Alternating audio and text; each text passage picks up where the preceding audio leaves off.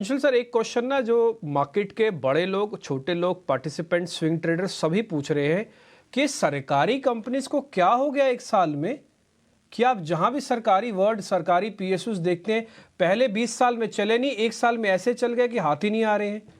Anshul sir, इस पे जरा आपका टेक चाहिए। अभी और दम है या फिर एक बड़ी रैली इस सरकारी कंपनीज पे हम छोड़ चुके हैं, गवा चुके हैं हमने अगर पार्टिसिपेट नहीं किया तो?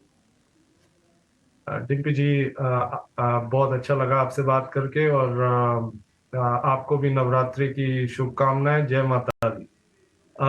तो आप जो कह रहे हैं कि जो पीएसयू स्टॉक्स में तेजी आ रही है, और ये तेजी जो है ये पिछले कुछ दिनों में ज्यादा बढ़ी है।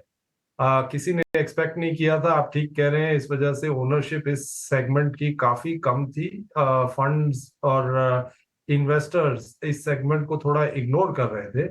लेकिन अगर आप पीएसयू स्टॉक्स देखें, बाय एंड लार्ज इस स्पेस में आपको मोनोपोलीज दिखेंगी या डुओपोलीज दिखेंगी। तो इस स्पेस की जो इकोनॉमिक्स है वो काफी स्ट्रांग है। अगर कोई गैस कंपनी है तो वो मोर और लेस मोनोपोली है। अगर कोई डिफेंस कंपनी है तो मोर और लेस मोनोपोली है।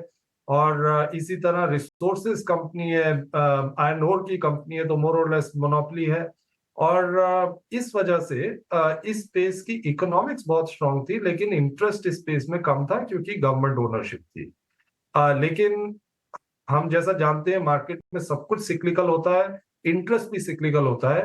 वो इंटरेस्ट वैल्यूएशंस की वजह से इस सेगमेंट में बढ़ गया, और बढ़ने की वजह से ये स्टॉक सब चले हैं। चाहे वो बैंकिंग सेक्टर के स्टॉक हो, डिफेंस हो, या कोई भी आप पीएसयू स्टॉक ले लें तो वो सब चले हैं।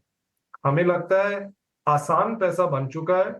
अब यहां से आगे चल के पैसा बनाने के लिए आपको थोड़ी मेहनत करनी पड़ेगी इस सेक्टर में भी।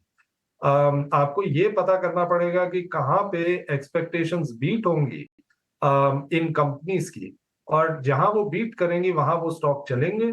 Bye and large easy money इस सेक्टर में बन चुका है। लेकिन ऐसा नहीं है कि यहां से भी आगे पैसा नहीं बनेगा। जैसा मैंने कहा, थोड़ा मेहनत करके आइडेंटिफाई, स्टॉक स्पेसिफिक आइडेंटिफिकेशन करनी पड़ेगी यहां से पैसा बनाने के लिए। ऐसा हमें लगता है।